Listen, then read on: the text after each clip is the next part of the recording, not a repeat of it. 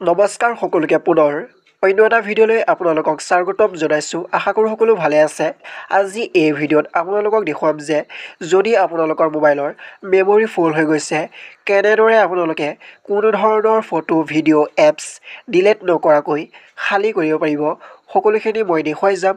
যিহেতু মেমৰি ফুল হৈ গ'লে মোবাইলবোৰ হেং মাৰিবলৈ আৰম্ভ কৰে, সেইবাবে এই ভিডিঅ'ত কেনেদৰে আপোনালোকে মেমৰি খালী কৰিব পাৰিব সকলোখিনি দেখুৱাম। যদি আপুনি মোৰ ভিডিঅ' প্ৰথমবাৰৰ বাবে চাই আছে প্লিজ লাইক এণ্ড ছাবস্ক্ৰাইব কৰি দিব, আৰু যদি ফেচবুকত চাই আছে প্লিজ পেজটো ফ'ল' কৰিবলৈ নাপাহৰিব, যাতে এনেধৰণৰ গুৰুত্বপূৰ্ণ ভিডিঅ'সমূহ আমাৰ ইউটিউব চেনেলত নাইবা ফেচবুকত আপোনালোকে সকলোতকৈ প্ৰথমতে পায়। তেনেহ'লে ব'লক ভিডিঅ'টো আৰম্ভ কৰোঁ। প্ৰথমে মই মোৰ নিজৰ মোবাইলৰ ফাইল এপটো মই অ'পেন কৰিম।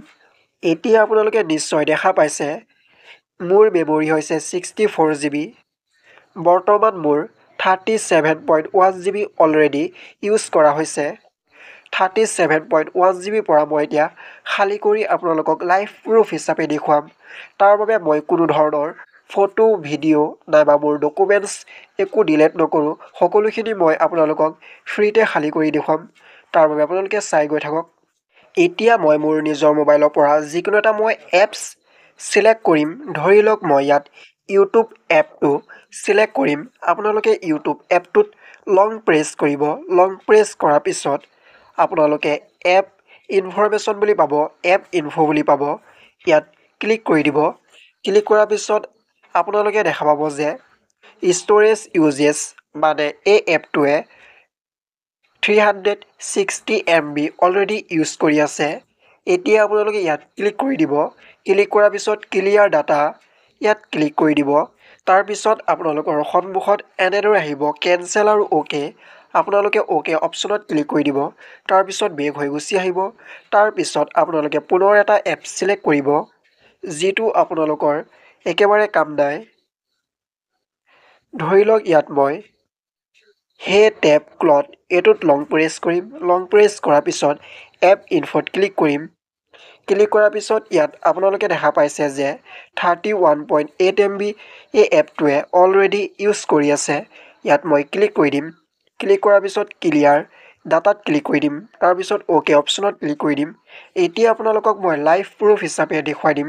আপোনালোকে নিশ্চয় দেখা পাইছে যে মই মেমৰি খালী কৰিবলৈ হ'লে মই কোনো ধৰণৰ ভিডিঅ' নাইবা এপছ নাইবা কোনো ধৰণৰ মই পাৰ্চনেল বস্তু মই ডিলিট কৰা নাই।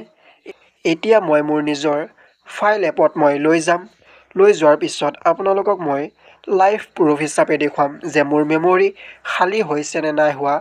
ফাইল এপত মই এতিয়া ক্লিক কৰি দিম।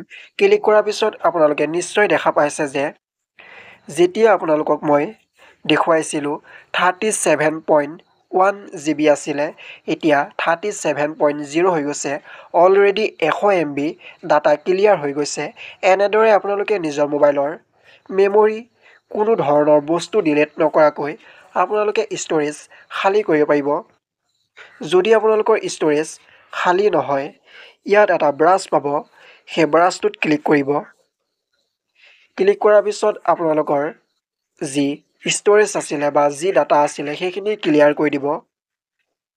দেখিছে ইয়াত মোৰ 44.0 MB ক্লিন কৰি দিছে। ক্লিন কৰাৰ পিছত পুনৰ বেক হৈ গুচি আহিব। এতিয়া আপোনালোকে চাব যে আপোনালোকৰ মেমৰি আৰু খালী হৈ যাব। এনেদৰে আপোনালোকে নিজৰ মেমৰি ষ্ট'ৰেজ খালী কৰিব পাৰিব। আশা কৰোঁ আপোনালোকে নিশ্চয় ভিডিঅ'টো চাই ভাল পালে, আৰু যদি ভিডিঅ'টো চাই ভাল পালে প্লিজ লাইক এণ্ড ছাবস্ক্ৰাইব কৰি দিব, যাতে এনেধৰণৰ গুৰুত্বপূৰ্ণ ভিডিঅ'সমূহ আমাৰ ইউটিউব চেনেলত আপোনালোকে সকলোতকৈ প্ৰথমতে পায়। আৰু যদি ফেচবুকত চাই আছিলে প্লিজ পেজটো ফ'ল' কৰিবলৈ নাপাহৰিব। আজিলৈ বাই বাই। নেক্সট ভিডিঅ'ত পুনৰ লগ পাম। জয় আই অসম।